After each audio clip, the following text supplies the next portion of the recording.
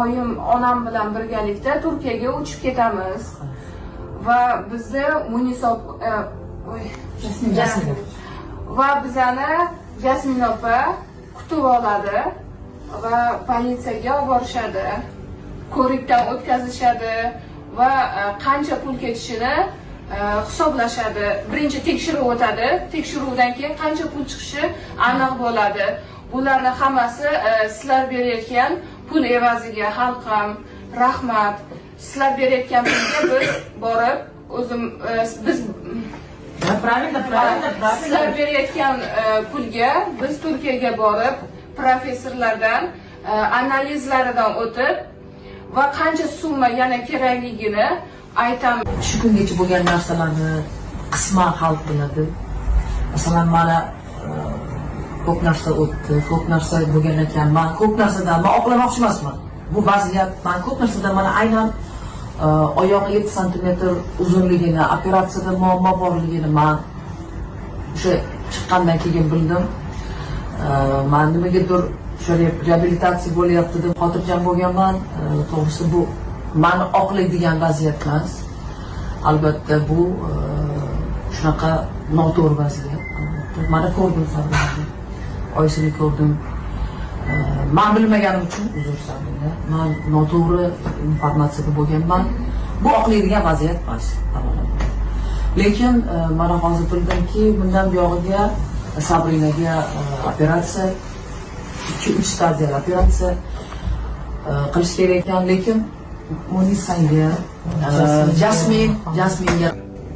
Да, хочу отдельно поблагодарить снова Jasmin. Jasminga kattakon rahmat demoqchiman, chunki Jasmin bizani 2 kun bo'g'di.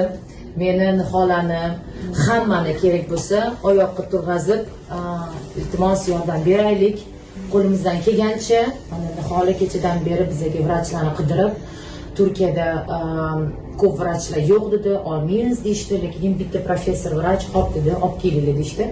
Shun bilan biz bugun ertalab meni Instagramimda, Jasminning Instagramida, Niholani hammani Instagramida qo'ydik karta raqamini va ko'p insonlar kattakon rahmat demoqchiman xalqimizga.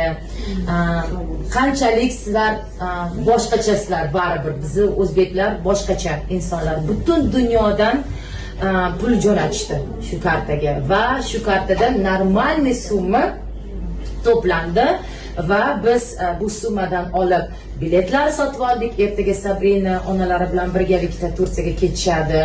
Biz apartamentlarni oldik, vrachlar bilan gaplashdik. Kerak bo'lsa endi ularda Jasmin kutib oladi mana. Jasmin kutib oladi. U yerda bizning представителimiz bor. Turkiya Jumhuriyati bilan birgalikda qilinyapti. Bizning o'zimizni O'zbekiston vakillari bilan birgalikda qilinyapti ikkita davlat o'rtasida. Albatta sog'lig'ini qonuniy ravishda himoyaga olinadi va bu narsani biz kontrolga olib turibmiz. Nima bo'ladi, nima qo'yadi? Sotsial setlarda o'sha Jasminda bizda bunisi ko'rib borishlari mumkin. Ertaga xudo xohlasa bularga oqlab o'tlaymiz va o'sha yerda bizning представителimiz Go'zal Jasmin kutib olib, ularga o'sha apartamentlarni joylarga qo'ydilar va tekshiruvlarga olib boriladi. U yog'iga xudo xohlasa oyoqqa turishiga avvalambor va hammamiz xalq bilan birgalikda harakat qilamiz. Hammamiz birlashdik. Va o'tmoqchiman bitta gapdan, demak hech qanaqa sponsorlar yo'q. Kimdir hozir bizani ko'rayotgan bo'lsa, men sponsorlik qilmoqchiman yoki qanaqadir zo'r organizatsiyalar bo'lsa, mana kartamiz raqamini, mana Sabrinani kartasini raqamini qo'yamiz. Bemalol albatta sizlar yordam berishingiz mumkin. 1 so'm bo'ladimi, 5000 so'm bo'ladi, 10000 so'm bo'ladimi, qo'lingizdan kelgancha yordam bersangiz albatta biz hammamiz xursand bo'lardik va albatta Sabrina juda ham xursand bo'lardi va o'z nomimdan ham, albatta o'zim nomimdan, Jasmin nomidan, Niholani nomidan, hammamizdan nomimizdan biz sizlarga ta'zim bildirmoqchimiz. Hammaga kattakon rahmat qo'llab-quvvatlaganingiz uchun va bu situatsiyaga deydi-ku, katta e'tibor berganingiz uchun sizlarga kattakon rahmat. Men Sabrina voqeasi bo'yicha munosabat bildirmoqchiman. Ya'ni kimcha Ozoda Nursaidovani klip jarayonida bo'lgan voqea bo'yicha birinchidan bu yerda Sabrina mani shogirdim, shaxsan mani studiyamda ijod faoliyatini yuritgan qiz. Shu sababdan men u jarayonda to'liq ishtirok etganman, faqat o'sha avtohalokat vaqtida sodir bo'lgan vaqtda 2 soatcha u yerda bo'lmaganman. Va bir narsani aytib o'tishim kerakki, mayli, meni juda yomon bola deb biladiganlar bor ekan, men haqimda juda negativniy o'zimning hamkasblarim ichida fikrda bo'lganlar bor ekan. Men o'zimga do'st, yaqin inson deb bilgan insonlarim deyarli hammasi o'sha aynan o'zimizni yaqinlarimiz tomonidan men juda yomon gaplar eshityapman.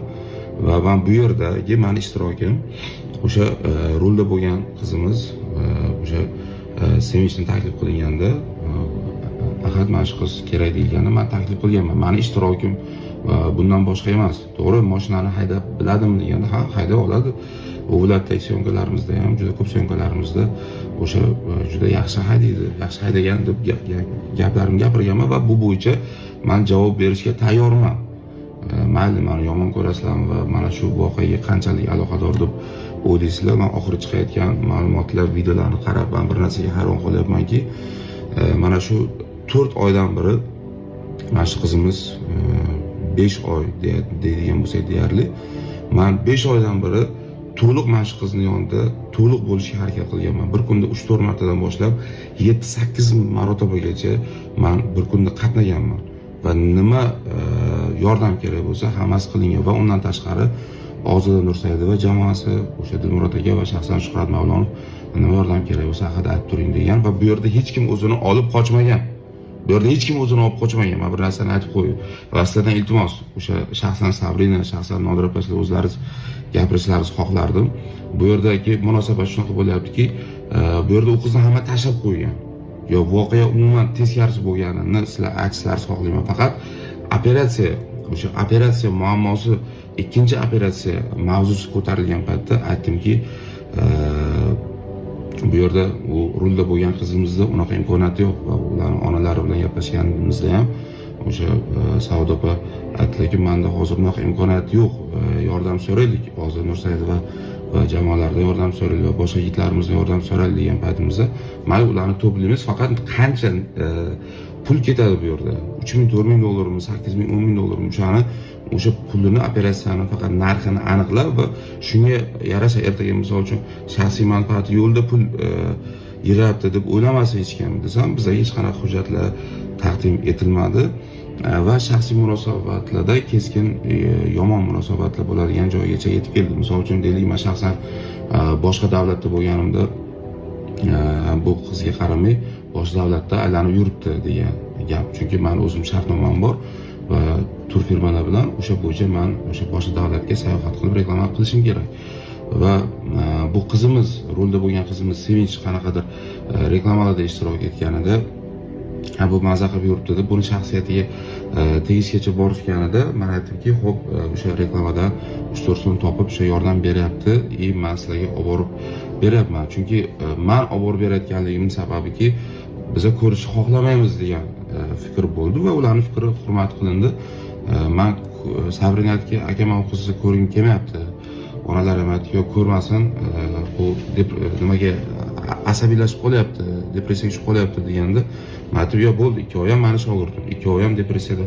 Hozir men qo'limdan kelgancha yordam beraman deb. Lekin bu bo'yicha meni ismimni u qizlarimiz ismi bilan bog'lash, meni ismimni hozir o'zimizni jamoadagi insonlar tomonidan tahqirlash va meni ismimni qo'shib bular bilan bir qanaqadir bir menga nisbatan bir meni sha'nimga nisbatan dog' tushirish uchun harakat qilish shart emas deb o'ylayman.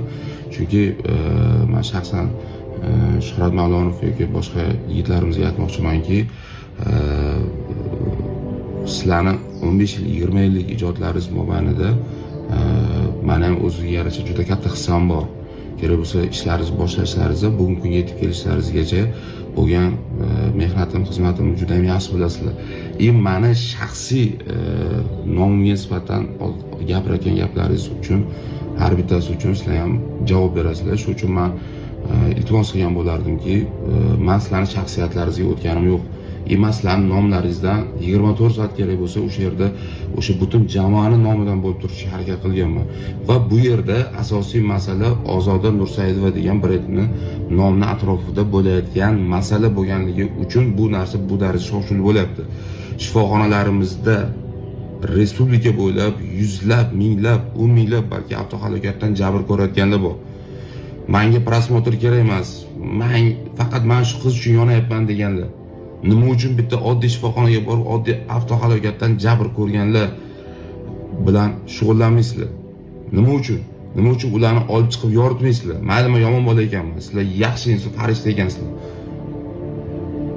Va nima uchun men hayron qolayotganligimki, bu yerda faqat masala bir yoqlama ko'rilyapti. Qonun idoralari bor bu yerda. O'zbekistonda qonun ishlayapti. Nima uchun qonun idoralarini aynan gaplarini eshitib, ikki tomonni o'rgangan holda, o'sha rulda bo'lgan qizimizning holatini va hammasini o'rgangan holda olib chiqib gapirmaysizlar. To'g'ri, jabrlanuvchiga kerakli hamma narsa qilinishi kerak. Biz hamma ishimizni yig'ishtirib o'sha yerda bo'lganmiz. Lekin bu degani hozir Ahad Qayumovga misol uchun xohlagan gapimizni gapirishimiz kerak degani emas. Hozir bu yerda Ozoda Nursaidovani nomi, bu yerda jamoaning nomiga dog' tushyapti degani, bu degani bu Ahad Qayumovga xohlagan gapini hamma gapirish kerak emas. Ozoda opa, sizdan ham iltimos, men u yerda qanchalik xizmatim bor, sizni klipingiz o'sha jarayonda va mana shu Sabrina voqeasida nima uchun hech kim bu narsani gapirmayapti? Men bilasizlar, men qo'limdan kelgancha hamma sini o'sha yerda qilib, o'sha qizi yonida, Sabrinaning yonida va onalarining yonida men oxirigacha turishga harakat qilganman. Lekin bu narsani hech kim bir og'iz bir tilga olib ketishni xohlamayapti. Mayli, Alloh uchun mana shu ro'za Ramazon kunlari men xizmatlarimga roziman. Lekin nima uchun men nomimga xohlagancha hamma mana shu safarda bo'lganligimdan foydalanib xohlagan gapini gapirishga yo'l qo'yapsizlar. Meni shaxsiyatimga nisbatan tuhmatlar, fitnalar uyushtirishga bo'layotgan bir harakatlar nima uchun kerak? Shuhrat Mavlonovga men yuzlamoqchiman. Nima uchun bu sizga nisbatan bo'layotgan qanaqadir fikrlardan chiqib ketish uchun meni nomimga menga nisbatan fitnalar nima uchun bunaqa yomon gaplar shaxsan mendan foydalanib yoki meni ijodimdan yoki meni bir do'stligimizdan hisobidan shu kungacha yetib kelgan kunlaringizgacha bo'lgan har bir qadamingizni eslang. Yoki Sabrinaga aytmoqchimanki, sen shaxsan o'zing shu narsani o'tirib o'ylab bu yerda shu qanchalik aloqador hozir nomi yomon bo'layotgan insonlar bu voqeaga qanchalik sababchi ekanligini hammadan iltimos qilgan bo'lardim. Va bu yerda asosiy masala qizimizni oyoqqa turib ketganligi bo'lganligi uchun iltimos blogerlarimiz, boshqa bizni birinchi bosh maqsadimiz bu qizimizni oyoqqa turg'izish bo'ladigan bo'lsa faqat shu haqida qayg'uraylik. Kimnidir nomini yerga urib yoki kimdir yo'qotib yoki kimnidir bir provokatsiya qilgan bilan bu qizimiz oyoqqa turib ketmaydi. Bu qizimizni shifo topishi uchun harakat qilaylik iltimos. O'zbekistonda ro'za Ramazon oyida bu tuhmatlar uchun, yolg'onlar uchun qonun oldida ham, Alloh oldida ham hamma javob beradi. Hech kim javobgarlikdan qochib qutulolmaydi. Shu narsa hammani